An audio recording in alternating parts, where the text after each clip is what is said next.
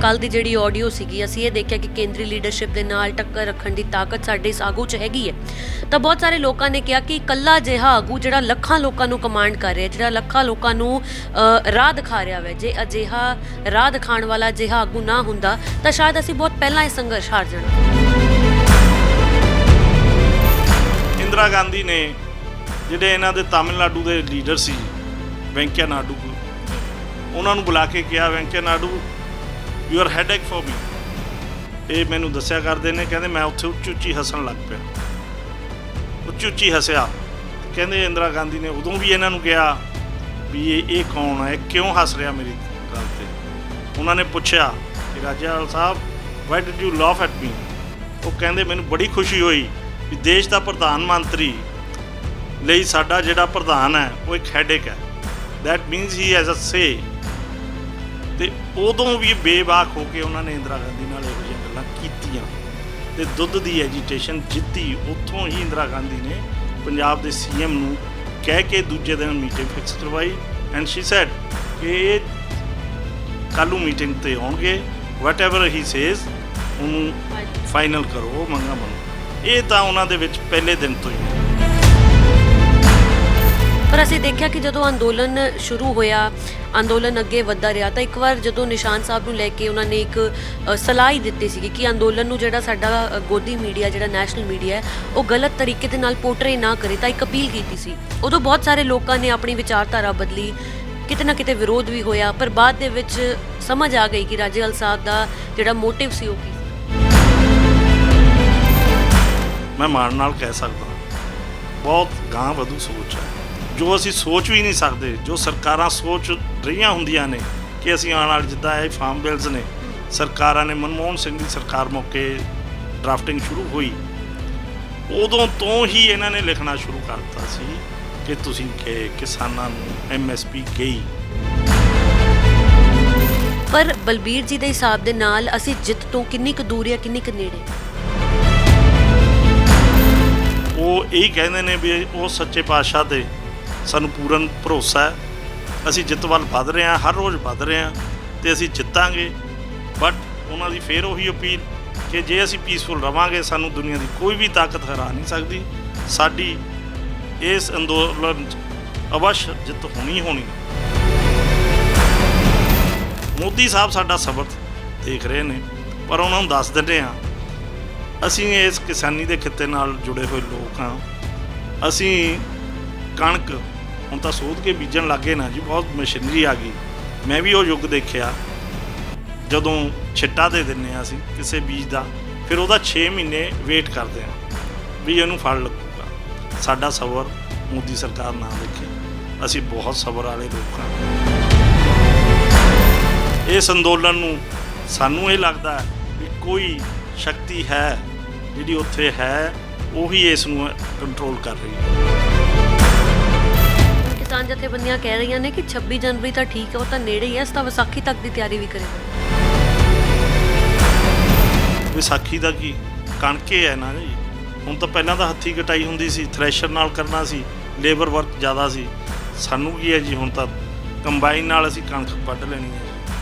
ਪਿੱਛੇ ਇੱਕ ਮਸ਼ੀਨ ਹੁੰਦੀ ਆ, ਉਹ ਤੂੜੀ ਬਣਾ ਦੇਣੀ ਹੈ। ਆਫਟਰ ਦੈਟ ਵਾਹ ਵਹੀਆ ਕਰਕੇ ਅਸੀਂ ਫੇਰ ਵਿਹਲੇ ਹਾਂ ਜੀ ਮਹੀਨੇ। Is a heart patient, bypass surgery ਹੋਈ ਆ ਅਤੇ ਬਾਈਪਾਸ ਤੋਂ ਬਾਅਦ ਸਟੰਟਿੰਗ ਵੀ ਹੋਈ ਆ ਉਹਨਾਂ ਦੀ। ਉਹ ਉੱਥੇ ਹੀ ਨੇ, ਉੱਥੇ ਉਹਨਾਂ ਨੇ ਡਾਕਟਰ ਕਲੇਰ ਨੂੰ ਦਿਖਾਇਆ। ਡਾਕਟਰ ਕਲੇਰ ਨੇ ਕਿਹਾ ਕਿ ਤੁਸੀਂ 2 ਦਿਨ ਹਸਪੀਟਲ ਐਡਮਿਟ ਰਹੋ, ਤੁਹਾਨੂੰ ਸਿਹਤਯਾਬ ਕਰਕੇ ਵਾਪਸ ਭੇਜਦੇ ਹਾਂ। ਉਹਨਾਂ ਨੇ ਕਿਹਾ ਨਹੀਂ ਡਾਕਟਰ ਸਾਹਿਬ, ਮੈਂ ਤਾਂ ਨਹੀਂ, ਮੈਂ ਉਹਨਾਂ ਭਰਾਵਾਂ ਦੇ ਵਿੱਚ ਹੀ ਰਹਿਣਾ। ਅਤੇ ਮੈਂ ਵੀ ਉਹਨਾਂ ਨੂੰ ਇਹੀ ਸੰਦੇਸ਼ ਦਿੱਤਾ ਕਿ ਬਾਪੂ ਜੀ ਜਿੱਤ ਕੇ ਆਉਣਾ, ਉਸ ਤੋਂ ਪਹਿਲਾਂ ਘਰੇ।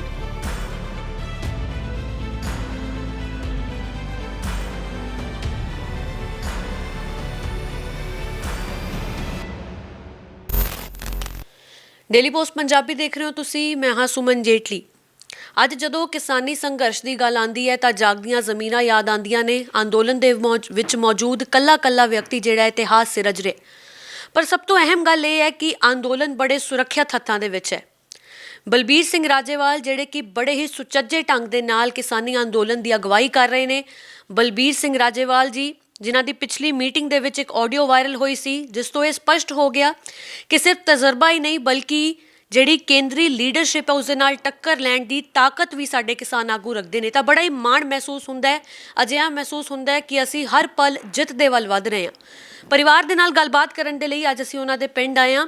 ਬਲਵੀਰ ਸਿੰਘ ਰਾਜੇਵਾਲ ਜੀ ਦੇ ਸੁਪੁੱਤਰ ਤਜਿੰਦਰ ਸਿੰਘ ਰਾਜੇਵਾਲ ਮੇਰੇ ਨਾਲ ਮੌਜੂਦ ਨੇ। ਬਹੁਤ ਬਹੁਤ ਸਵਾਗਤ ਹੈ ਜੀ ਡੇਲੀ ਪੋਸਟ। ਧੰਨਵਾਦ ਜੀ।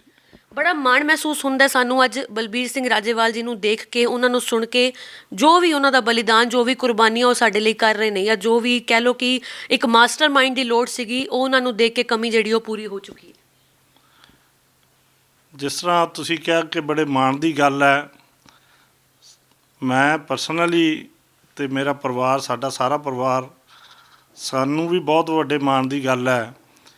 ਮਾਣ ਦੀ ਗੱਲ ਮੈਂ ਇਸ ਤਰ੍ਹਾਂ ਕਰਾਂ ਇਹਨੂੰ ਲੈਣਾ ਬੀਬਾ ਜੀ, ਕਿਉਂਕਿ ਜਦੇ ਅਸੀਂ ਜੰਮੇ ਹਾਂ, ਅਸੀਂ ਆਪਣੇ ਫਾਦਰ ਸਾਹਿਬ ਤੋਂ ਜੇ ਕੁਝ ਸਿੱਖਿਆ ਤਾਂ ਸੱਚਾਈ ਹੀ ਸਿੱਖੀ ਹੈ। ਉਹ ਕਿਸੇ ਵੀ ਫੀਲਡ 'ਚ ਹੋਵੇ, ਕਦਰਾਂ ਕੀਮਤਾਂ ਅਤੇ ਪਹਿਰਾ ਕਿੱਦਾਂ ਦੇਣਾ, ਇਹ ਸਾਨੂੰ ਸਿਖਾਇਆ ਗਿਆ। ਅੱਜ ਜਦੋਂ ਕਿਸਾਨ ਅੰਦੋਲਨ ਸ਼ਿਖਰ 'ਤੇ ਹੈ, ਅਤੇ ਜਿਸ ਤਰ੍ਹਾਂ ਤੁਸੀਂ ਵੀ ਆਖਿਆ, ਹੋਰ ਵੀ ਮੀਡੀਆ 'ਚ ਅਸੀਂ ਜਦ ਵੀ ਕੋਈ ਕਲਿੱਪ ਸੁਣਦੇ ਹਾਂ, ਉਹਨਾਂ ਬਾਰੇ ਸੁਣਦੇ ਹਾਂ ਕਿ ਇਹ ਅੰਦੋਲਨ ਬੜੇ ਹੀ ਸੂਝਵਾਨ ਲੀਡਰ ਦੇ ਹੱਥ 'ਚ ਹੈ ਅਤੇ ਸੁਰੱਖਿਅਤ ਹੈ। ਦਾ ਵੇ ਉਹ ਉੱਥੇ ਬਾਰ-ਬਾਰ ਲੋਕਾਂ ਨੂੰ ਸਮਝਾਉਂਦੇ ਨੇ, ਲੋਕਾਂ ਨੂੰ ਪੀਸਫੁਲ ਰਹਿਣ ਦੀਆਂ ਉੱਥੇ ਬੇਨਤੀਆਂ ਕਰਦੇ ਨੇ। ਵੀ ਫੀਲ ਪ੍ਰਾਊਡ। ਕਿਉਂ ਫੀਲ ਕਰਦੇ ਹਾਂ? ਮੈਂ ਇੱਥੇ ਕਹਿਣਾ, ਮੈਂ ਬਿਲਕੁਲ ਝਿਜਕ ਨਹੀਂ ਰੱਖਾਂਗਾ। ਫਾਦਰ ਸਾਹਿਬ ਸਰਦਾਰ ਬਲਬੀਰ ਸਿੰਘ ਰਾਜੇਵਾਲ, ਉਹਨਾਂ ਦੀ ਸੱਚੀ ਸੁੱਚੀ ਕਮਾਈ ਦਾ ਮੁੱਲ ਅੱਜ ਉਸ ਸੱਚੇ ਪਾਤਸ਼ਾਹ ਨੇ, ਵਾਹਿਗੁਰੂ ਨੇ ਅੱਜ ਪਾ ਦਿੱਤਾ ਹੈ। ਅਸੀਂ ਉਹਦੇ ਬਹੁਤ ਧੰਨਵਾਦੀ ਹਾਂ। ਅਸਲ ਦੇ ਵਿੱਚ ਇਸ ਜੰਗ ਦੀ ਸ਼ੁਰੂਆਤ ਕਦੋਂ ਹੋਈ ਸੀ? ਜਦੋਂ ਆਰਡੀਨੈਂਸ ਪਾਸ ਹੋਏ ਸੀ ਤਾਂ ਕੀ ਉਦੋਂ ਹੀ ਰਾਜੇਵਾਲ ਸਾਹਿਬ ਅਵੇਅਰ ਕਰਨਾ ਸ਼ੁਰੂ ਹੋ ਗਏ ਸੀ ਲੋਕਾਂ ਨੂੰ ਕਿ ਤਿੰਨ ਇਹ ਜਿਹੜੇ ਆਰਡੀਨੈਂਸ ਨੇ? ਨਹੀਂ, ਫਾਦਰ ਸਾਹਿਬ ਨੇ ਆਰਡੀਨੈਂਸ ਤਾਂ ਨਹੀਂ, ਉਹ ਤਾਂ ਮੇਰੇ ਖਿਆਲ ਦੇ ਵਿੱਚ ਜਦੋਂ ਇਹਦੀ ਰੂਪ ਰੇਖਾ ਤਿਆਰ ਹੋਣ ਲੱਗੀ, ਬਿਕੋਜ਼ ਮੈਂ ਜਦੋਂ ਦਾ ਪੜ੍ਹ ਲਿਖ ਕੇ ਖੇਤੀ ਸੰਭਾਲੀ, ਆਫਟਰ ਦੈਟ ਮੈਂ ਕਾਰੋਬਾਰ 'ਚ ਵੀ ਪਿਆ ਅਤੇ ਮੈਂ ਉਹਨਾਂ ਨੂੰ ਟੋਟਲੀ ਫ੍ਰੀ ਕੀਤਾ। ਉਹ ਕਿਸਾਨੀ ਮੁੱਦਿਆਂ 'ਤੇ ਇੰਨਾ ਆਪਣੇ ਆਪ ਨੂੰ ਉਹਨਾਂ ਨੇ ਇਹਦੇ ਵਿੱਚ ਇੰਨਾ ਖਬੋ ਲਿਆ। ਜਦੋਂ ਇਹ ਕਾਰਵਾਈ ਸ਼ੁਰੂ ਹੋਈ, ਫਰੋਮ ਦਾ ਡੇ 1 ਉਹਨਾਂ ਨੇ ਸੈਂਟਰ ਤੋਂ ਜਾਂ ਬਾਹੇ ਗਾਹੇ ਕਦੇ ਕੋਈ ਸੈਂਟਰ ਦੀ ਲੈਟਰ ਪੰਜਾਬ 'ਚ ਆਈ, ਉਹਨਾਂ ਕੋਲ ਹਰ ਇੱਕ ਰਿਕਾਰਡ ਹੈ। ਉਹ ਹਰ ਇੱਕ ਰਿਕਾਰਡ ਦਾ ਕਿਸੇ ਨਾ ਕਿਸੇ ਸਟੇਟਮੈਂਟ ਦੇ ਰੂਪ 'ਚ ਜਵਾਬ ਦਿੰਦੇ ਰਹੇ। ਭਾਵੇਂ ਉਹ ਕਾਂਗਰਸ ਦੀ ਸਰਕਾਰ ਸੀ, ਉਹ ਜਾ ਕੇ ਮੌਕੇ 'ਤੇ ਜਿਹੜੇ ਵੀ ਹਾਜ਼ਰ ਖੇਤੀਬਾੜੀ ਮੰਤਰੀ ਸੀ ਅਤੇ ਮੁੱਖ ਮੰਤਰੀ ਸੀ, ਉਹਨਾਂ ਨੂੰ ਇਹਨਾਂ ਬਾਰੇ ਜਾਣੂ ਕਰਵਾਉਂਦੇ ਰਹੇ। ਜਿਸ ਤਰ੍ਹਾਂ ਇੱਕ ਵਾਰੀ ਇਸ ਤੋਂ ਪਹਿਲਾਂ ਬਾਦਲ ਸਾਹਿਬ ਦੀ ਸਰਕਾਰ ਮੌਕੇ ਕ੍ਰੌਪ ਇੰਸ਼ੋਰੈਂਸ ਸੈਂਟਰ ਵੱਲੋਂ ਕੀਤੀ ਗਈ। ਕ੍ਰੌਪ ਇੰਸ਼ੋਰੈਂਸ ਪੰਜਾਬ 'ਚ ਕਿਉਂ ਨਹੀਂ ਹੋਈ? ਬਾਦਲ ਸਾਹਿਬ ਨੇ ਫਾਦਰ ਸਾਹਿਬ ਨੂੰ ਬੁਲਾਇਆ, ਰਾਜੇਵਾਲ ਸਾਹਿਬ ਨੇ ਉੱਥੇ ਜਾ ਕੇ ਬਾਪੂ ਜੀ ਨੇ ਕਿਹਾ ਕਿ ਇਹ ਜਿਹੜੀ ਕ੍ਰੌਪ ਇੰਸ਼ੋਰੈਂਸ ਹੈ ਇਹ ਕਿਸਾਨਾਂ ਦੇ ਹੱਕ 'ਚ ਨਹੀਂ, ਬਿਕੋਜ਼ ਉਹ 1 ਏਕੜ ਨੂੰ ਪਰ ਯੂਨਿਟ ਨਹੀਂ ਮੰਨਦੇ, ਉਹ ਪਿੰਡ ਨੂੰ ਯੂਨਿਟ ਮੰਨਦੇ ਨੇ। ਗੜੇਮਾਰੀ ਕਿਤੇ ਵੀ ਹੋ ਸਕਦੀ ਹੈ, ਕੁਦਰਤ ਦੀ ਕਰੋਪੀ ਇੱਕ, ਕਈ ਵਾਰੀ ਅਸੀਂ ਜਿਵੇਂ ਪੰਜਾਬੀ ਅਸੀਂ ਜੱਟ ਕਹਿ ਦਿੰਦੇ ਹਾਂ, ਉਹ ਵੱਟ ਤੋਂ ਵੱਟ ਵੀ ਛੱਡ ਜਾਂਦੇ ਨੇ। ਇਸ ਕਰਕੇ ਇਹ ਕ੍ਰੌਪ ਇੰਸ਼ੋਰੈਂਸ ਅੱਜ ਤੱਕ ਪੰਜਾਬ 'ਚ ਲਾਗੂ ਨਹੀਂ ਹੋਈ। ਇਹ ਨਹੀਂ, ਲੋਕਾਂ ਦਾ ਕਰੋੜਾਂ ਰੁਪਈਆ ਕ੍ਰੌਪ ਇੰਸ਼ੋਰੈਂਸ ਦੇ ਵਿੱਚ ਹੀ ਚਲੇ ਜਾਣਾ ਸੀ। ਇਸੇ ਤਰ੍ਹਾਂ ਇਹ ਫਾਰਮ ਬਿਲਸ ਨੇ। ਫਾਰਮ ਬਿਲਸ ਦੀ ਤਿਆਰੀ ਮੇਰੇ ਖਿਆਲ ਦੇ ਵਿੱਚ ਬਾਪੂ ਜੀ ਪਿਛਲੇ ਕੋਈ 6 ਸਾਲ ਤੋਂ, ਜਦੋਂ ਕਾਂਗਰਸ ਦੀ ਮਨਮੋਹਨ ਸਿੰਘ ਦੀ ਸਰਕਾਰ ਸੀ, ਉਦੋਂ ਕਿ ਇਹ ਸ਼ੁਰੂ ਹੋਇਆ। ਬਿਲਕੁਲ। ਉਸ ਦਿਨ ਤੋਂ ਹੀ ਲਗਾਤਾਰ ਆਪਣਾ ਇਹ ਸਾਰਾ ਕੁਝ ਜੋ ਵੀ ਇਹ ਰਿਕਾਰਡ ਹੈ ਉਹ ਕੰਪਾਈਲ ਅਪ ਕਰਦੇ ਰਹੇ ਅਤੇ ਸਮੇਂ 'ਤੇ ਭਾਵੇਂ ਉਹ ਕਦੇ ਸੈਮੀਨਾਰ ਕਰਵਾਇਆ। ਮੇਰੇ ਖਿਆਲ ਦੇ ਵਿੱਚ ਉਹਨਾਂ ਨੇ ਇਸ ਸੰਦਰਭ ਦੇ ਵਿੱਚ ਘੱਟੋ ਘੱਟ ਨਹੀਂ ਤਾਂ 10-20 ਤਾਂ ਸੈਮੀਨਾਰ ਚੰਡੀਗੜ੍ਹ ਵਿਖੇ ਕਰਵਾਏ। ਵੱਖ-ਵੱਖ ਪਿੰਡਾਂ 'ਚ, ਵੱਖ-ਵੱਖ ਕਸਬਿਆਂ 'ਚ ਜਾ ਕੇ ਕਾਨਫਰੰਸ ਕੀਤੀਆਂ, ਲੋਕਾਂ ਨੂੰ ਇਹਦੇ ਬਾਰੇ ਅਵੇਅਰ ਕੀਤਾ। ਈਵਨ ਤੁਸੀਂ ਪੜ੍ਹਿਆ ਹੋਣਾ, ਜਿਹੜੇ ਸਾਡੇ ਡੇਲੀ ਅਖਬਾਰ ਨੇ, ਨਿਊਜ਼ਪੇਪਰ ਨੇ, ਉਹਨਾਂ ਦੇ ਵਿੱਚ ਐਡੀਟੋਰੀਅਲ ਪੇਜ ਦੇ ਉੱਤੇ ਉਹਨਾਂ ਨੇ ਲਿਖਿਆ। ਉਹਨਾਂ ਦਾ ਇੱਕ ਮਨ ਸੀ ਕਿ ਮੈਂ ਲੋਕਾਂ ਨੂੰ ਪਹਿਲਾਂ ਹਰ ਇੱਕ ਨੂੰ ਇਹ ਪਹੁੰਚ ਕਰਾਂ ਵੀ ਉਹਨਾਂ ਦਾ ਬੱਚਾ ਵੀ, ਕਿਸਾਨੀ ਦਾ ਬੱਚਾ ਵੀ, ਈਵਨ ਪੰਜਾਬੀ ਵੀ, ਜੋ ਅੱਜ ਇਸ ਅੰਦੋਲਨ 'ਚ, ਇਹ ਅੰਦੋਲਨ ਹੁਣ ਜਿਹੜਾ ਇਕੱਲਾ ਕਿਸਾਨੀ ਦਾ ਨਹੀਂ ਰਹਿ ਗਿਆ, ਇਹ ਜਨ ਅੰਦੋਲਨ ਬਣ ਗਿਆ। ਉਹਨਾਂ ਨੇ ਲੋਕਾਂ ਨੂੰ ਵੈਲ ਅਵੇਅਰ ਕੀਤਾ, ਸਾਰੀਆਂ ਪਾਰਟੀਆਂ ਨੂੰ। ਮੈਂ ਹੈਰਾਨ ਹਾਂ, ਇੱਕ ਸੈਮੀਨਾਰ ਕਰਵਾਇਆ ਸੀ ਉਹਨਾਂ ਨੇ ਫਰਵਰੀ ਦੇ ਵਿੱਚ ਚੰਡੀਗੜ੍ਹ ਵਿਖੇ ਕਿਸਾਨ ਭਵਨ 'ਚ।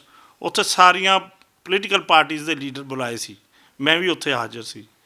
ਉੱਥੇ ਅੱਜ ਹੀ ਮੈਂ ਗੱਲ ਕਰਦਾ ਆਉਂਦਾ ਸੀ, ਹੁਣ ਅਸੀਂ ਇੱਕ ਪਿੰਡ ਤੋਂ ਆਏ ਹਾਂ, ਕਿ ਉੱਥੇ ਸਾਰੇ ਕਿਸ ਤਰ੍ਹਾਂ ਟੌਪ ਦੀ ਜਿਹੜੇ ਲੀਡਰ ਸੀਗੇ, ਸੀਨੀਅਰ ਲੀਡਰਸ, ਉਹਨਾਂ ਨੇ, ਕਿਸੇ ਨੇ ਕਿਹਾ ਮੈਂ ਅੱਗੇ ਲੱਗੂ, ਕਿਸੇ ਨੇ ਕਿਹਾ ਮੈਂ ਅੱਗੇ ਲੱਗੂ, ਐਂਡ ਦੇ ਐਗਰੀਡ ਕਿ ਇਹ ਸਾਰਾ ਸਿਸਟਮ ਖਤਮ ਹੋਣ ਜਾ ਰਿਹਾ, ਇਹਦੇ ਲਈ ਕੁਝ ਕਰਨਾ ਚਾਹੀਦਾ। ਪਰ ਅਫਸੋਸ ਹੈ ਅੱਜ ਪੋਲੀਟੀਕਲ ਲੋਕ ਇਹਦੇ 'ਤੇ ਆਪਣੀਆਂ ਰੋਟੀਆਂ ਸੇਕ ਰਹੇ ਨੇ। ਪਰ ਕਿਸਾਨ ਜਥੇਬੰਦੀਆਂ ਵਧਾਈ ਦੀਆਂ ਪਾਤਰ ਨੇ, 31 ਦੀਆਂ 31। ਇਹਨਾਂ ਨੇ ਇਹ ਪੋਲੀਟੀਕਲ ਲੋਕਾਂ ਨੂੰ ਆਪਣੀ ਸਟੇਜ ਸਾਂਝੀ ਨਹੀਂ ਕੀਤੀ, ਅਤੇ ਲੋਕ ਵੀ ਅੱਜ ਇਹਨਾਂ ਤੋਂ ਬਹੁਤ ਹੀ ਆਪਣੇ ਆਪ ਨੂੰ ਠੱਗਿਆ ਜਿਹਾ ਮਹਿਸੂਸ ਕਰਦੇ ਨੇ। ਪਰ ਜਦੋਂ ਅਸੀਂ ਸਪੀਚ ਸੁਣੀ ਸੀ ਟਰੈਕਟਰ ਰੈਲੀ ਤੋਂ ਪਹਿਲਾਂ, ਰਾਜੇਵਾਲ ਸਾਹਿਬ ਦੀ ਜਿਹੜੀ ਸਪੀਚ ਸੀਗੀ, ਜਾਂ ਕਹਿ ਲਓ ਕਿ ਕੱਲ੍ਹ ਦੀ ਜਿਹੜੀ ਆਡੀਓ ਸੀਗੀ, ਅਸੀਂ ਇਹ ਦੇਖਿਆ ਕਿ ਕੇਂਦਰੀ ਲੀਡਰਸ਼ਿਪ ਦੇ ਨਾਲ ਟੱਕਰ ਰੱਖਣ ਦੀ ਤਾਕਤ ਸਾਡੇ ਇਸ ਆਗੂ 'ਚ ਹੈਗੀ ਹੈ। ਤਾਂ ਬਹੁਤ ਸਾਰੇ ਲੋਕਾਂ ਨੇ ਕਿਹਾ ਕਿ ਇਕੱਲਾ ਅਜਿਹਾ ਆਗੂ ਜਿਹੜਾ ਲੱਖਾਂ ਲੋਕਾਂ ਨੂੰ ਕਮਾਂਡ ਕਰ ਰਿਹਾ, ਜਿਹੜਾ ਲੱਖਾਂ ਲੋਕਾਂ ਨੂੰ ਰਾਹ ਦਿਖਾ ਰਿਹਾ ਵਾ, ਜੇ ਅਜਿਹਾ ਰਾਹ ਦਿਖਾਉਣ ਵਾਲਾ ਅਜਿਹਾ ਆਗੂ ਨਾ ਹੁੰਦਾ ਤਾਂ ਸ਼ਾਇਦ ਅਸੀਂ ਬਹੁਤ ਪਹਿਲਾਂ ਇਹ ਸੰਘਰਸ਼ ਹਾਰ ਜਾਣਾ ਸੀ। ਇਹਦੇ ਪਿੱਛੇ ਫਿਰ ਮੈਂ ਉਹੀ ਗੱਲ ਆਖੂੰਗਾ ਤੁਹਾਨੂੰ, ਫਾਦਰ ਸਾਹਿਬ ਦੀ ਸੱਚਾਈ। ਨਾ ਉਹਨਾਂ ਨੇ ਸਾਰੀ ਉਮਰ ਪੈਸੇ ਪਿੱਛੇ ਦੌੜੇ, ਨਾ ਕਦੇ ਝੂਠ ਬੋਲਿਆ। ਉਹ ਸੱਚੇ ਪਾਤਸ਼ਾਹ ਦਾ ਸਵੇਰ ਨੂੰ ਨਿਤਨੇਮ ਪਾਠ ਕਰਕੇ 5 ਬਾਣੀਆਂ ਦਾ ਘਰੋਂ ਨਿਕਲਦੇ ਨੇ। ਜਦੋਂ ਮੈਂ ਜਵਾਨੀ ਪਹਿਰੇ ਸੀ, ਮੈਂ ਉਹਨਾਂ ਨੂੰ ਕਿਹਾ ਕਰਨਾ ਵੀ ਬਾਪੂ ਜੀ, ਤੁਸੀਂ ਆ ਕੇ ਘਰਾੜੇ ਬੜੇ ਮਾਰਦੇ ਹੋ, ਇੰਨੇ ਥੱਕ ਟੁੱਟ ਗਏ, ਤੁਸੀਂ ਕਈ ਵਾਰੀ ਉਹਨਾਂ ਬੰਦਿਆਂ ਦਾ ਕੰਮ ਕਰੇ ਆਉਂਦੇ ਹੋ, ਭਲਾ ਕਰੇ ਆਉਂਦੇ ਹੋ, ਜਿਹੜੇ ਆਪਣੇ ਕਦੇ ਨੇੜੇ ਵੀ ਨਹੀਂ ਲੱਗੇ। ਮੈਂ ਉਹਨਾਂ ਦੀ ਵਿਚਾਰਧਾਰਾ, ਬਿਕੋਜ਼ ਬਾਈ ਏਜ ਤੁਹਾਨੂੰ ਕਈ ਗੱਲਾਂ ਸਮਝ ਆਉਂਦੀਆਂ ਨੇ। ਉਹਨਾਂ ਨੇ ਕਹਿਣਾ ਵੀ ਬੇਟਾ ਇਹ ਗੱਲ ਨਹੀਂ, ਮੇਰੇ 'ਚ ਕਿਸੇ ਦਾ ਭਲਾ ਕਰਨ ਦੀ ਤਾਕਤ ਹੈ, ਮੈਂ ਉਹਦਾ ਭਲਾ ਕਰਾਂਗਾ। ਇਹ ਉਹਦਾ ਗੁਣ ਹੈ, ਉਹਨੇ ਕਿਸੇ ਨੂੰ ਚੰਗਾ ਕਹਿਣਾ ਕੀ ਮਾੜਾ ਬੋਲਣਾ, ਇਹ ਉਹਦੇ 'ਤੇ ਛੱਡ ਦਿਓ। ਮੈਂ ਹਰ ਰੋਜ਼ ਉਹ ਦੱਸਿਆ ਕਰਦੇ ਸੀ ਕਿ ਸ਼ਾਮ ਨੂੰ ਸੌਣ ਵੇਲੇ ਮੈਂ ਆਪਣਾ ਸਵੈ ਪੜਚੋਲ ਕਰਦਾ ਕਿ ਮੈਂ ਕਿਸੇ ਦਾ ਅੱਜ ਮਾੜਾ ਤਾਂ ਨਹੀਂ ਕੀਤਾ। ਕਹਿੰਦੇ ਜਦ ਮੈਨੂੰ ਪਤਾ ਲੱਗਦਾ ਵੀ ਅੱਜ ਮੈਂ ਕੋਈ ਮਾੜਾ ਨਹੀਂ ਕੀਤਾ, ਇਸ ਕਰਕੇ ਮੈਨੂੰ ਨੀਂਦ ਵਧੀਆ ਆਉਂਦੀ ਹੈ, ਮੈਂ ਘਰਾੜੇ ਮਾਰ ਕੇ ਸੌਂਦਾ। ਹਮੇਸ਼ਾ ਸੱਚ ਦੇ ਮਦਈ ਰਹੇ, ਪੈਸੇ ਪਿੱਛੇ ਨਹੀਂ ਕਦੇ ਵੀ ਗਏ। ਅੱਜ ਵੀ ਤੁਸੀਂ ਦੇਖਿਆ ਹੋਣਾ ਇੱਕ ਆਡੀਓ ਕਲਿੱਪ ਸੰਤ ਜਿਹੜੇ ਉਹ ਨੇ ਢੱਟਰੀਆਂ ਵਾਲੇ, ਉਹਨਾਂ ਦੀ ਸੁਣੀ ਹੋਣੀ ਹੈ ਕਿ ਮੈਂ ਉਹਨਾਂ ਨੂੰ ਫੋਨ ਹੀ ਲਾਇਆ ਸੀ, ਅਸੀਂ ਸੇਵਾ ਕਰਨੀ ਹੈ।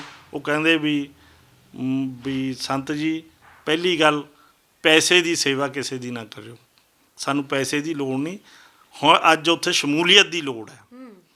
ਅਤੇ ਜਿਹੜੀ ਤੁਸੀਂ ਗੱਲ ਕੀਤੀ ਹੈ ਕਿ ਮੰਤਰੀਆਂ ਨਾਲ ਗੱਲ ਕਰਨ ਦਾ ਤਜਰਬਾ, ਇਹ ਅੱਜ ਦਾ ਨਹੀਂ ਹੈ, because he is one of the founders of BKU। ਉਹਨਾਂ ਨੇ ਜਦੋਂ ਇੰਦਰਾ ਗਾਂਧੀ ਨੇ ਐਮਰਜੈਂਸੀ ਲਾਈ ਸੀ ਸੰਨ 77 'ਚ ਮੇਰੇ ਖਿਆਲ 'ਚ, ਉਸ ਤੋਂ ਪਹਿਲਾਂ ਵੀ ਇੱਕ ਦੁੱਧ ਦੀ ਐਜੀਟੇਸ਼ਨ ਲੜੀ ਸੀਗੀ ਪੰਜਾਬ ਦੇ ਵਿੱਚ ਭਾਰਤੀ ਕਿਸਾਨ ਯੂਨੀਅਨ ਨੇ।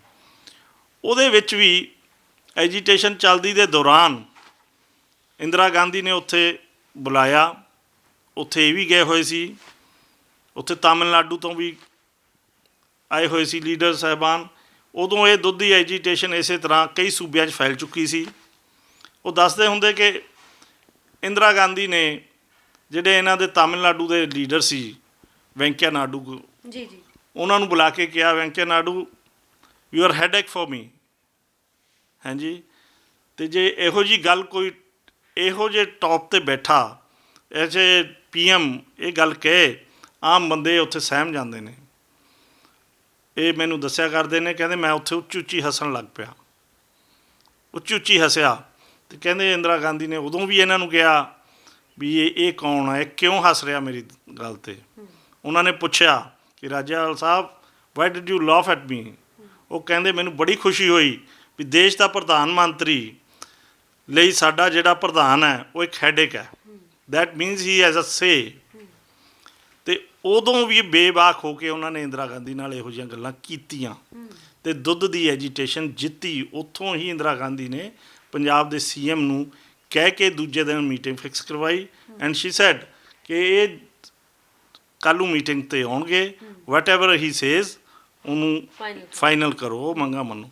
ਇਹ ਤਾਂ ਉਹਨਾਂ ਦੇ ਵਿੱਚ ਪਹਿਲੇ ਦਿਨ ਤੋਂ ਹੀ ਹੈ। ਤਜਰਬਾ ਤਾਂ ਬੋਲ ਰਿਹਾ ਸੀ, ਦੇਖ ਰਹੇ ਹਾਂ, ਪਰ ਅਸੀਂ ਦੇਖਿਆ ਕਿ ਜਦੋਂ ਅੰਦੋਲਨ ਸ਼ੁਰੂ ਹੋਇਆ, ਅੰਦੋਲਨ ਅੱਗੇ ਵੱਧਦਾ ਰਿਹਾ, ਤਾਂ ਇੱਕ ਵਾਰ ਜਦੋਂ ਨਿਸ਼ਾਨ ਸਾਹਿਬ ਨੂੰ ਲੈ ਕੇ ਉਹਨਾਂ ਨੇ ਇੱਕ ਸਲਾਹ ਹੀ ਦਿੱਤੀ ਸੀਗੀ ਕਿ ਅੰਦੋਲਨ ਨੂੰ ਜਿਹੜਾ ਸਾਡਾ ਗੋਦੀ ਮੀਡੀਆ, ਜਿਹੜਾ ਨੈਸ਼ਨਲ ਮੀਡੀਆ ਹੈ, ਉਹ ਗਲਤ ਤਰੀਕੇ ਦੇ ਨਾਲ ਪੋਰਟਰੇ ਨਾ ਕਰੇ, ਤਾਂ ਇੱਕ ਅਪੀਲ ਕੀਤੀ ਸੀ। ਉਦੋਂ ਬਹੁਤ ਸਾਰੇ ਲੋਕਾਂ ਨੇ ਆਪਣੀ ਵਿਚਾਰਧਾਰਾ ਬਦਲੀ, ਕਿਤੇ ਨਾ ਕਿਤੇ ਵਿਰੋਧ ਵੀ ਹੋਇਆ, ਪਰ ਬਾਅਦ ਦੇ ਵਿੱਚ ਸਮਝ ਆ ਗਈ ਕਿ ਰਾਜੇਵਾਲ ਸਾਹਿਬ ਦਾ ਜਿਹੜਾ ਮੋਟਿਵ ਸੀ ਉਹ ਕੀ ਸੀਗਾ। ਹੁਣ ਇਹਦਾ ਮੈਂ ਤਾਂ ਜਵਾਬ ਦੇਣਾ ਨਹੀਂ ਬੀਬਾ ਜੀ, ਤੁਸੀਂ ਖੁਦ ਹੀ ਜਵਾਬ ਦੇ ਦਿੱਤਾ ਵੀ ਉਹਨਾਂ ਨੇ ਜੋ ਕਿਹਾ ਤੇ ਬਾਅਦ 'ਚ ਗੱਲ ਵੀ ਕਿਹਨੇ ਕਲੀਅਰ ਕੀਤੀ? ਮੀਡੀਆ ਨੇ ਤੇ ਲੋਕਾਂ ਨੇ ਕਲੀਅਰ ਕਰ ਦਿੱਤੀ ਉਹਨਾਂ ਦਾ ਕੀ ਮੋਟਿਵ ਸੀ। ਇਹਦੇ 'ਚ ਮੈਂ ਕੀ ਤੁਹਾਨੂੰ ਕਹਾਂ, ਤੁਸੀਂ ਆਪ ਹੀ ਖੁਦ ਤੁਹਾਡੇ ਚੈਨਲਾਂ ਨੇ ਇਹ ਗੱਲ ਉਛਾਲੀ ਤੇ ਆਪ ਹੀ ਹੈ ਉਸੇ ਸ਼ਬਦਾਵਲੀ ਨੂੰ ਈਵਨ ਨਿਹੰਗ ਜਥੇਬੰਦੀਆਂ ਦੇ ਮੁਖੀਆਂ ਨੇ ਵੀ ਉਹਨੂੰ ਪ੍ਰੇਜ਼ ਕੀਤੀ ਕਿ ਲਿਸਨ ਟੂ ਦਾ ਆਡੀਓ ਕਿ ਰਾਜੇਵਾਲ ਸਾਹਿਬ ਨੇ ਕੀ ਕਿਹਾ, ਉਹਨਾਂ ਦੀ ਵਿਚਾਰਧਾਰਾ ਕੀ ਹੈ। ਤੇ ਤੁਸੀਂ ਦੇਖਦੇ ਹੋ ਵੀ ਉਹ ਸਾਰਾ ਕਲੀਨ ਅਪ ਹੋਇਆ, ਮੈਂ ਜੋ ਵੀ ਉਹਨਾਂ ਨੇ ਕਿਹਾ, ਤੇ ਅੱਜ ਉੱਥੇ ਕਿੰਨਾ ਪੀਸਫੁਲ ਐਜੀਟੇਸ਼ਨ ਚੱਲ ਰਹੀ ਹੈ। ਜੇ ਇਸੇ ਤਰ੍ਹਾਂ ਚੱਲਦੀ ਰਹਿੰਦੀ, ਤੁਸੀਂ ਦੇਖਿਆ ਸੀ ਉਦੋਂ ਹੀ ਮੀਡੀਆ ਨੇ ਕਿੱਦਾਂ, ਬਿਕੋਜ਼ ਗੋਦੀ media is there, everyone knows, ਉਹਨਾਂ ਨੇ ਕਿੱਦਾਂ ਇਹਨੂੰ ਐਕਸਪਲੋਇਟ ਕਰਨਾ ਸੀ ਤੇ ਕਿੱਦਾਂ ਇਹਨੂੰ ਅੱਡ ਸਮਨ ਸੈਡ ਦੇ ਆਰ ਐਕਸਟ੍ਰੀਮਿਸਟ, ਕਿਸੇ ਨੇ ਕਿਹਾ ਖਾਲਿਸਤਾਨੀ ਨੇ ਕਿਹਾ ਕਿ ਨਹੀਂ ਜੀ। ਇਸੇ ਕਰਕੇ ਉਹਨਾਂ ਦੀ ਸੋਚ ਹੈ ਜਿਹੜੀ, ਉਹ ਤੁਸੀਂ ਲੋਕਾਂ ਨੇ ਕਲੀਅਰ ਕਰਤੀ। ਮੈਨੂੰ ਇਹਦੇ ਵਿੱਚ ਕਹਿਣ ਦਾ ਕੁਛ ਰਹਿੰਦਾ ਨਹੀਂ ਬਾਕੀ। ਠੀਕ ਹੈ, ਕਿਹੜੀਆਂ ਜ਼ਿੰਮੇਵਾਰੀਆਂ ਤੁਹਾਨੂੰ ਸੌਂਪ ਕੇ ਗਏ ਹੋਏ ਨੇ ਰਾਜੇਵਾਲ ਸਾਹਿਬ? ਕਿਹੜੀਆਂ ਅਜਿਹੀਆਂ ਜ਼ਿੰਮੇਵਾਰੀਆਂ ਨੇ ਜਿਹੜੀਆਂ ਨਿਭਾਉਂਦੇ ਅਹਿਸਾਸ ਹੋਇਆ ਕਿ ਇਹ ਕੰਮ ਉਹ ਬਿਹਤਰ ਕਰ ਸਕਦੇ ਸੀ? ਦੇਖੋ, ਉਹ ਫਾਦਰ ਨੇ, ਬਾਪ ਤੋਂ ਬਾਪ ਹੀ ਹੁੰਦਾ ਹੈ ਹਾਂਜੀ। ਉਹਨਾਂ ਤੋਂ ਬਿਹਤਰ ਅਸੀਂ ਅਜੇ ਨਹੀਂ ਬਣ ਸਕਦੇ, ਬਿਕੋਜ਼ ਮੈਂ ਕਦੇ ਉਹਨਾਂ ਦੇ ਪਿੱਛੇ ਲੱਗ ਕੇ ਹੀ ਉਹਨਾਂ ਦੀ ਹੈਲਪ ਹੀ ਕੀਤੀ ਹੈ। ਮੈਂ ਕਦੇ ਕੋਈ ਅਹੁਦਾ ਨਹੀਂ, ਕਦੇ ਕੋਈ ਮੀਟਿੰਗ 'ਚ ਖਾਸ ਰੋਲ ਕਿਸੇ 'ਚ ਵੀ ਅਦਾ ਨਹੀਂ ਕੀਤਾ, ਬਿਕੋਜ਼ ਹੀ ਇਜ਼ ਦੇਅਰ। ਅਤੇ ਉਹਨਾਂ ਨੇ ਅੱਜ ਤੱਕ ਜੋ ਵੀ ਮੀਟਿੰਗਸ ਆਪਣੀਆਂ ਕੀਤੀਆਂ, ਭਾਵੇਂ ਚੰਡੀਗੜ੍ਹ ਭਾਵੇਂ ਕਿਤੇ ਵੀ, ਉਹ ਕਦੇ ਸਮੇਂ 'ਤੇ ਲੱਗਦਾ ਹੁੰਦਾ, ਜਿੱਦਾਂ ਤੁਸੀਂ ਪਹਿਲਾਂ ਕਿਹਾ, ਉਦੋਂ ਵੀ ਸਾਡੇ ਕਈਆਂ ਨੂੰ ਲੱਗਦਾ ਸੀ ਵੀ ਇਹ ਪਤਾ ਨਹੀਂ ਗਲਤ ਨੇ, ਬਟ ਉਹਨਾਂ ਦੀ ਸੋਚ ਮੈਂ ਮਾਣ ਨਾਲ ਕਹਿ ਸਕਦਾ ਬਹੁਤ ਗਾਂਹ ਵਧੂ ਸੋਚ ਹੈ, ਜੋ ਅਸੀਂ ਸੋਚ ਵੀ ਨਹੀਂ ਸਕਦੇ। ਜੋ ਸਰਕਾਰਾਂ ਸੋਚ ਰਹੀਆਂ ਹੁੰਦੀਆਂ ਨੇ ਕਿ ਅਸੀਂ ਆਉਣ ਵਾਲੇ, ਜਿੱਦਾਂ ਇਹ ਫਾਰਮ ਬਿਲਸ ਨੇ, ਸਰਕਾਰਾਂ ਨੇ ਮਨਮੋਹਨ ਸਿੰਘ ਦੀ ਸਰਕਾਰ ਮੌਕੇ ਡਰਾਫਟਿੰਗ ਸ਼ੁਰੂ ਹੋਈ, ਉਦੋਂ ਤੋਂ ਹੀ ਇਹਨਾਂ ਨੇ ਲਿਖਣਾ ਸ਼ੁਰੂ ਕਰਤਾ ਸੀ ਕਿ ਤੁਸੀਂ ਗਏ ਕਿਸਾਨਾਂ ਨੂੰ MSP ਗਈ। ਹੀ ਟੋਲਡ ਦਾ ਪੋਲੀਟੀਕਲ ਪਾਰਟੀਜ਼, ਮੈਂ ਜਿੱਦਾਂ ਤੁਹਾਨੂੰ ਪਹਿਲਾਂ ਕਿਹਾ, ਇਹਨਾਂ ਨੇ ਸਭ ਨੂੰ ਪਹਿਲਾਂ ਹੀ ਅਵੇਅਰ ਕਰਤਾ ਸੀ। ਇਹਨਾਂ 'ਚ ਉਹ ਸਾਈਟਡਨੈਸ ਹੈ। ਤਾਂ ਜਦੋਂ ਘਰੇ ਗੱਲਬਾਤ ਹੁੰਦੀ ਹੈ, ਤੁਹਾਡੀ ਰੋਜ਼ ਉਹਨਾਂ ਨਾਲ ਗੱਲਬਾਤ ਹੁੰਦੀ ਹੋਵੇਗੀ, ਜਾਂ ਤੁਸੀਂ ਵੀ ਵਿੱਚ ਅੰਦੋਲਨ 'ਚ ਗਏ ਹੋ, ਤੁਹਾਡਾ ਪੁੱਤਰ ਜਾ ਕੇ ਆਇਆ ਉੱਥੇ, ਕੀ ਕਨਵੇ ਕਰਦੇ ਨੇ ਉਹ ਘਰੇ, ਕੀ ਕਨਵੇ ਕਰਦੇ ਨੇ ਤਾਂ ਕਿ ਜਿਹੜੇ ਘਰ ਦੇ ਨੇ ਉਹ ਇਸੇ ਤਰ੍ਹਾਂ ਮੈਂਟਲੀ ਸਟਰੋਂਗ ਰਹਿਣ? ਨਹੀਂ, ਉਹਨਾਂ ਨੂੰ ਕਨਵੇ ਕਰਨ ਦੀ ਕੋਈ ਜ਼ਰੂਰਤ ਨਹੀਂ, ਬਿਕੋਜ਼ ਜਿਹੜੇ ਉਹਨਾਂ ਨੇ, ਮੈਂ ਤੁਹਾਨੂੰ ਪਹਿਲਾਂ ਦੱਸਿਆ, ਸਾਨੂੰ ਸਿੱਖਿਆ ਦਿੱਤੀ ਹੈ। ਅਸੀਂ ਮੈਂਟਲੀ, ਫਿਜ਼ੀਕਲੀ ਬਹੁਤ ਸਟਰੋਂਗ ਹਾਂ। ਮੇਰੇ ਮਦਰ ਨੇ ਘਰੇ, ਸ਼ੀ ਇਜ਼ 77, ਅਤੇ ਉਹ ਵੀ ਨਿਤਨੇਮ ਪਾਠ ਕਰਦੇ ਨੇ। ਉਹ ਤਾਂ ਫਾਦਰ ਸਾਹਿਬ ਤੋਂ ਵੀ ਜ਼ਿਆਦਾ ਪਾਠ ਕਰਦੇ ਨੇ।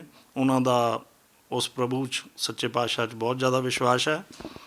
ਅਤੇ ਸਾਨੂੰ ਤਾਂ ਮੈਸੇਜ ਉਹਨਾਂ ਨੇ ਜੋ ਦੇਣੇ ਸੀ ਉਹ ਸਾਨੂੰ ਬਚਪਨ 'ਚ ਹੀ ਦੇ ਦਿੱਤੇ ਨੇ। ਅਸੀਂ ਕਦੇ ਵੀ ਬੀਬਾ ਜੀ ਕਿਸੇ ਤੋਂ ਘਬਰਾਏ ਨਹੀਂ, ਕਿਉਂਕਿ ਅਸੀਂ ਜ਼ਿੰਦਗੀ 'ਚ ਕਦੇ ਗਲਤ ਕੰਮ ਕਰਨ ਦੀ ਸੋਚਦੇ ਨਹੀਂ। ਅੱਜ ਵੀ ਜੇ ਅਸੀਂ ਕੋਈ ਕਾਰੋਬਾਰ ਕਰ ਰਹੇ ਹਾਂ ਅਤੇ ਉੱਥੇ ਜੇ ਕੋਈ ਸਾਨੂੰ ਸੱਜਣ ਆ ਕੇ ਕੋਈ ਪੁੱਠੀ ਸਿੱਧੀ ਸਲਾਹ ਦਿੰਦਾ ਹੈ, ਸਾਨੂੰ ਸਭ ਤੋਂ ਪਹਿਲਾਂ ਆਪਣੇ ਫਾਦਰ ਸਾਹਿਬ ਦਾ ਅਕਸ ਦਿਖਾਈ ਦਿੰਦਾ। ਅਸੀਂ ਇਸ ਕਰਕੇ ਕਦੇ ਪੁੱਠੇ ਰਾਹ ਨਹੀਂ ਪਏ, ਇਸ ਕਰਕੇ ਅਸੀਂ ਸਹੀ ਉਹ ਕੰਮ ਕਰਦੇ ਹਾਂ, ਉਹਨਾਂ ਦੇ ਮਾਰਗਦਰਸ਼ਕ 'ਤੇ ਹੀ ਚੱਲਦੇ ਹਾਂ। ਇਸ ਕਰਕੇ ਉਹਨਾਂ ਨੂੰ ਸਾਨੂੰ ਕੋਈ ਸੰਦੇਸ਼ ਦੇਣ ਦੀ ਲੋੜ ਨਹੀਂ। ਹਾਂ, ਇੰਨਾ ਹੈ ਵੀ ਜੋ ਪਿੱਛੇ ਕਿਸਾਨ ਯੂਨੀਅਨ ਦੀਆਂ ਗਤੀਵਿਧੀਆਂ ਨੇ, ਉਹ ਮੈਨੂੰ ਫੋਨ 'ਤੇ ਕਹਿ ਦਿੰਦੇ ਨੇ, ਉਹ ਮੈਨੂੰ ਸਮਝਾ ਦਿੰਦੇ ਨੇ ਕਿ ਉੱਥੇ ਜਾ ਕੇ ਆਉਣਾ ਬੇਟਾ, ਆਹ ਕਰਨਾ। ਉਹ ਉਹਨਾਂ ਦੇ ਆਖੇ ਲੱਗ ਕੇ ਜੋ ਜਿੱਦਾਂ ਵੀ ਉਹ ਕਹਿੰਦੇ ਨੇ ਉੱਥੇ ਮੈਂ ਜਾਂਦਾ। ਇਕੱਲੇ ਉਹ ਨਹੀਂ, ਉਹਨਾਂ ਦੀ ਨਾਲ ਦੀ ਸਮੁੱਚੀ ਟੀਮ ਵੀ ਜੇ ਕਿਤੇ ਕਹਿੰਦੀ ਹੈ ਉੱਥੇ ਵੀ ਜਾ ਕੇ ਉਹ ਰੋਲ ਸਾਰਾ ਅਦਾ ਕਰਦੇ ਹਾਂ। ਰਾਜੇਵਾਲ ਸਾਹਿਬ ਦੇ ਘਰੇ ਜਿਸ ਤਰ੍ਹਾਂ ਤੁਹਾਡੀ ਗੱਲ ਹੋਈ ਆ ਪਰਿਵਾਰ ਦੀ ਹੋਈ, ਤਾਂ ਪਰਿਵਾਰ ਨੂੰ ਕੀ ਦੱਸਦੇ ਨੇ? ਤੁਸੀਂ ਤਾਂ ਦੇਖਦੇ ਹੀ ਰਹਿੰਦੇ ਹੋ ਸੋਸ਼ਲ ਮੀਡੀਆ ਤੇ, ਪਰ ਬਲਬੀਰ ਜੀ ਦੇ ਹਿਸਾਬ ਦੇ ਨਾਲ ਅਸੀਂ ਜਿੱਤ ਤੋਂ ਕਿੰਨੀ ਕੁ ਦੂਰ ਆ, ਕਿੰਨੀ ਕੁ ਨੇੜੇ? ਨਹੀਂ, ਅਸੀਂ ਕਦੇ ਇਹ ਗੱਲਾਂ ਕੀਤੀਆਂ ਨਹੀਂ ਉਹਨਾਂ ਨਾਲ ਸਾਂਝੀਆਂ, ਪਰ ਜਿਸ ਤਰ੍ਹਾਂ ਉਹਨਾਂ ਦਾ ਵਿਸ਼ਵਾਸ ਹੈ, ਤੁਸੀਂ ਉਹਨਾਂ ਨੂੰ ਬਾਰ-ਬਾਰ ਸਟੇਜ ਤੇ ਸੁਣਿਆ ਹੋਣਾ, ਸਿੰਘੂ ਬਾਰਡਰ ਤੇ, ਟਿੱਕਰੀ ਬਾਰਡਰ ਤੇ ਵੀ ਜਾਂਦੇ ਨੇ। ਉਹ ਇਹੀ ਕਹਿੰਦੇ ਨੇ ਵੀ ਉਹ ਸੱਚੇ ਪਾਤਸ਼ਾਹ 'ਤੇ ਸਾਨੂੰ ਪੂਰਨ ਭਰੋਸਾ ਹੈ, ਅਸੀਂ ਜਿੱਤ ਵੱਲ ਵੱਧ ਰਹੇ ਹਾਂ, ਹਰ ਰੋਜ਼ ਵੱਧ ਰਹੇ ਹਾਂ ਅਤੇ ਅਸੀਂ ਜਿੱਤਾਂਗੇ। ਬਟ ਉਹਨਾਂ ਦੀ ਫਿਰ ਉਹੀ ਅਪੀਲ ਕਿ ਜੇ ਅਸੀਂ ਪੀਸਫੁਲ ਰਵਾਂਗੇ, ਸਾਨੂੰ ਦੁਨੀਆ ਦੀ ਕੋਈ ਵੀ ਤਾਕਤ ਹਰਾ ਨਹੀਂ ਸਕਦੀ। ਸਾਡੀ ਇਸ ਅੰਦੋਲਨ 'ਚ ਅਵਸ਼ ਜਿੱਤ ਹੋਣੀ ਹੋਣੀ ਹੈ। ਇਹ ਇਤਿਹਾਸ ਦੇ ਵਿੱਚ ਆਜ਼ਾਦ ਭਾਰਤ ਦਾ ਮੈਨੂੰ ਲੱਗਦਾ ਹੈ ਪਹਿਲਾ ਅੰਦੋਲਨ ਹੈ। ਗਿਣਤੀ ਦੀ ਗੱਲ ਕਰੀਏ, ਜਜ਼ਬੇ ਦੀ ਗੱਲ ਕਰੀਏ, ਜਾਗਦੀਆਂ ਜ਼ਮੀਰਾਂ ਦੀ ਗੱਲ ਕਰੀਏ, ਇੰਨਾ ਪੀਸਫੁਲ ਪ੍ਰੋਟੈਸਟ ਕਿਤੇ ਨਹੀਂ ਦੇਖਿਆ ਜਿੱਥੇ ਐਡੀ ਗਿਣਤੀ ਹੈ ਤੇ ਟੁੱਟਿਆ ਕੱਚ ਦਾ ਇੱਕ ਗਲਾਸ ਵੀ ਨਾ ਹੋਵੇ। ਇੱਥੇ ਮੈਂ ਥੋੜ੍ਹੀ ਜਿਹੀ ਤੁਹਾਡੀ ਗੱਲ 'ਚ ਵਾਧਾ ਕਰ ਦਿੰਦਾ। ਇਹ ਇਕੱਲਾ ਇੰਡੀਆ ਦਾ ਅੰਦੋਲਨ ਨਹੀਂ ਹੈ। ਦਿਸ ਇਜ਼ ਔਨ ਪਲੈਨਟ ਅਰਥ ਫॉर द ਫਸਟ ਟਾਈਮ ਕਦੇ ਇਹੋ ਜਿਹਾ ਅੰਦੋਲਨ ਨਹੀਂ ਹੋਇਆ, ਕਦੇ ਇੰਨੀ ਗਿਣਤੀ 'ਚ ਅੰਦੋਲਨ ਨਹੀਂ ਹੋਇਆ, ਜਨ ਸਮੂਹ ਇੰਨਾ ਇਕੱਠਾ ਨਹੀਂ ਹੋਇਆ।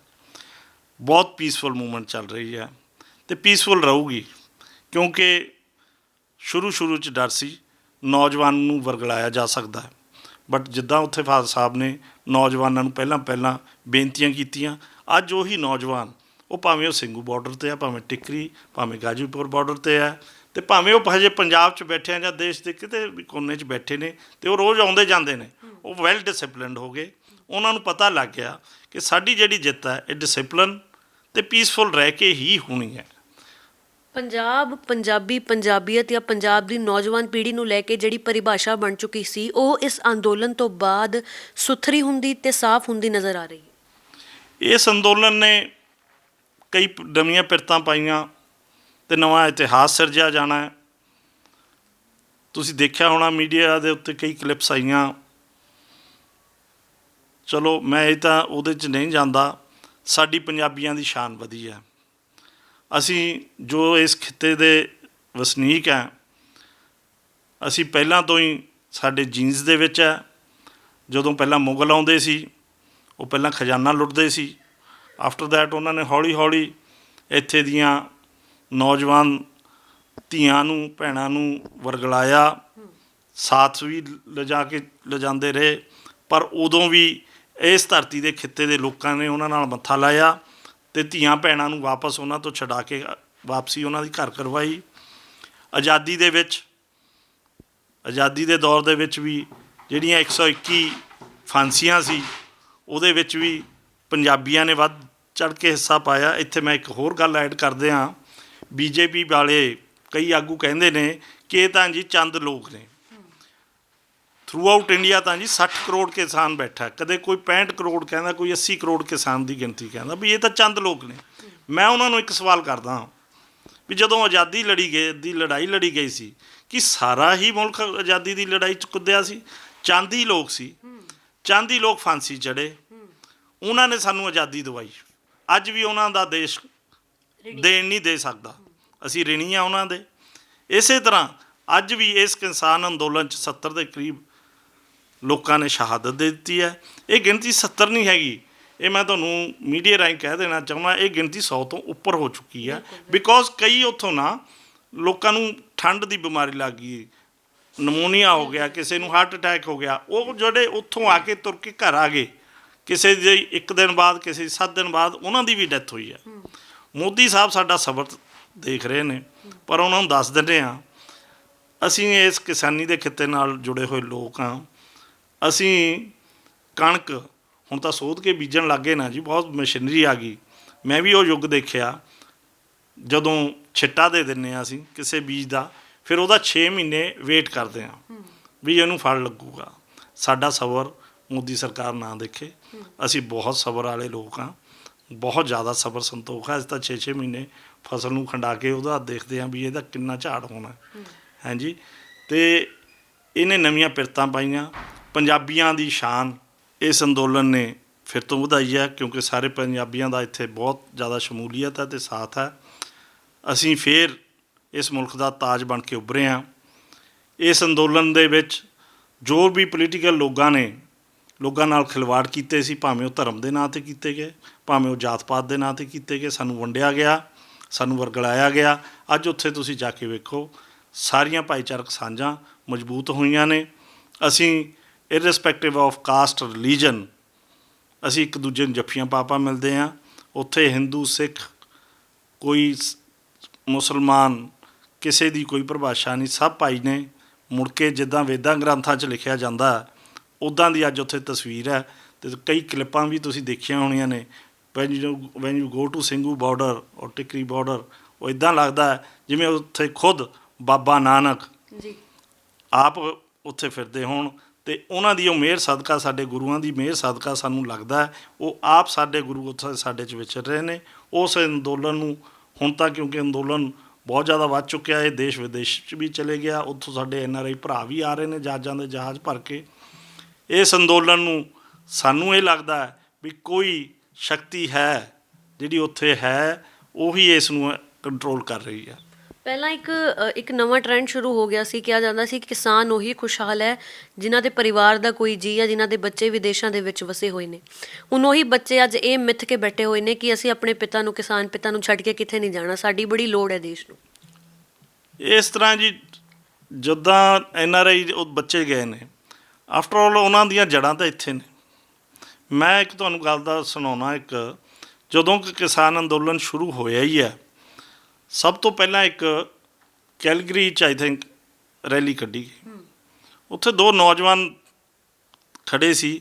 ਐਂਕਰ ਨੇ ਪੁੱਛਿਆ ਵੀ ਤੁਸੀਂ ਹੁਣ ਇੱਥੇ ਆ ਗਏ, ਬੇਟਾ ਹੁਣ ਤੁਹਾਡਾ ਉਹਦੇ ਨਾਲ ਕੀ ਲੈਣ ਦੇਣ, ਭਾਰਤ ਨਾਲ ਜਾਂ ਪੰਜਾਬ ਦੀ ਧਰਤੀ ਨਾਲ ਕੀ ਲੈਣ ਦੇਣ, ਤੁਹਾਡੇ ਪੇਰੈਂਟਸ ਵੀ ਇੱਥੇ ਨੇ, ਤੁਸੀਂ ਹੁਣ ਉਹਦੇ ਲਈ ਕਿਉਂ ਰੈਲੀ ਕਰਦੇ ਹੋ, ਕਿਉਂ ਤੁਸੀਂ ਉਹਦੇ ਲਈ ਇੰਨਾ ਪਛਤਾਤਾਪ ਕਰ ਰਹੇ ਹੋ। ਬਹੁਤ ਹੀ ਭਾਵੁਕ ਗੱਲ ਉਹਨੇ ਕਹੀ, ਸਾਡੇ ਬੱਚੇ ਨੇ। ਉਹ ਕਹਿੰਦਾ ਜੀ ਕੁਛ ਵੀ ਹੋ ਜੇ, ਸਾਡੇ ਗੁਰੂਆਂ ਦੀ ਧਰਤੀ ਹੈ, ਸਾਡੇ ਮਾਂ ਬਾਪਾਂ ਦੀ ਧਰਤੀ ਹੈ, ਅਸੀਂ ਉੱਥੇ ਨਾਲ ਜੁੜੇ ਹੋਏ ਹਾਂ ਅਤੇ ਸਾਡਾ ਬਰਥ ਉੱਥੋਂ ਦਾ ਹੈ।